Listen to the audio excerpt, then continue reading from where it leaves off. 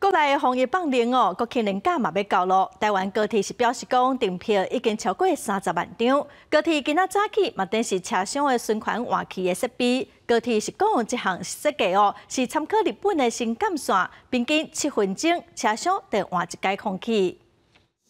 车厢内装烟，但是上紧7分钟就会当完全消气，因为伫座位下底，车窗顶拢有空，通互这个循环换气装置，马上甲挂口新鲜的空气引入去车厢内。我们的循环系统在我们每一个车厢底下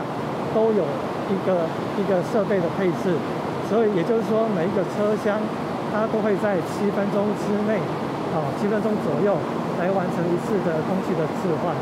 高铁表示，要互旅客安心，进前若有较真者，就直接换过滤的网啊，伫换气的时，卖甲车厢的通道参便所的垃圾空气排出去，减少空气无流通的情形。另外，国庆连续假期，旅客增加，这站嘛已经有将近30万人先后位啊。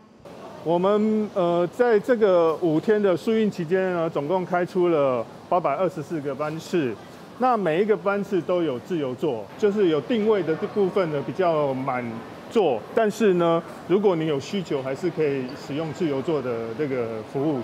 高铁嘛表示，即马热销的时段伫10个月初7、初8早起，甲初10早起，甲暗时10点过，即马已经卖要6成，过来嘛会伫疏运期间加强旅客出入站的防疫措施。记者林立豪开台北采访报道。